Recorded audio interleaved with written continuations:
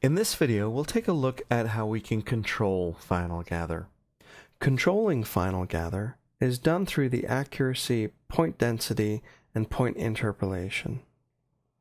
The accuracy is the number of rays being cast by Final Gather. The more rays, the cleaner the render will be. Let's take this up to 400 rays. And let's turn up the point interpolation by double to 20. We'll put this in the buffer and we'll render this out. With this completed render, with the higher accuracy and interpolation, we get a slightly better result. You can see a little bit of difference in some of the darker areas of the render, but it's at a pretty big time. We go from 10-second render to about a 30-second render. Of course, all of these jagged little edges have to be controlled through the Quality tab. We have a low sample setting, so if we turn that up and turn our anti-alias contrast down a little bit, we'll have much cleaner renders overall. Now, the lighting I'm still not happy with. I believe it's a little too dark, so I want to turn up the incandescence. However, there's only so much more I can turn it up before I hit the end of the slider. But you can go higher than 1, which is white, by simply typing in a number here in the value. Let's go to 1.5 for value. It still shows up as white, however, that value, that brightness, is 1.5, where before it was closer to 1. Put this in the buffer. We've increased our sample rate, and let's go ahead and render.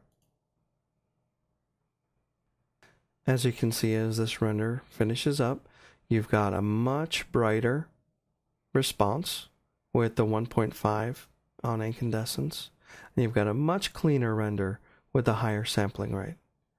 We've incurred a little bit more of a time penalty between then and now, but we have a much better result. You can see details and you can see clean edges much better than before. Now, to get into the Maya shader, we're going to play with the glossiness and turn that down even more to get a more waxy feel out of these objects. And to compensate for some of the noise that will come up in the less glossy reflections, we'll turn up glossy samples to 16. We're also going to turn on secondary diffuse bounces. In the Final Gather settings, secondary diffuse bounces account for the number of times light comes in and bounces in the scene. If I turn on and have a secondary diffuse bounce, I should get more light in my scene.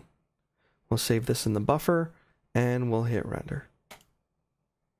Now, as this render begins to finish up, you'll notice that there's more even light throughout the scene, and that's from the secondary diffused light. You'll notice that the dark areas, the crevices and the contacts, are more filled in with light than they were before. You'll also notice that the reflections in the objects are much softer. Notice how the secondary diffuse bounce fills in the scene with more light. We'll probably want to decrease our incandescence on our dome Lambert. We can do that quite easily. Let's go take that back down to about 1.1. And let's go into our Maya shader and increase our glossiness just a little bit. And then increase our samples quite a bit more to 24. We'll want to try to get a cleaner render as we can. Go ahead and render this out and take a look at its final. And as this render finishes up, we see a much nicer waxy feel on these fruit objects and a more filled in light from the secondary diffuse bounce. In this video, we took a look at how to control Final Gather to get the desired results you need for your renders.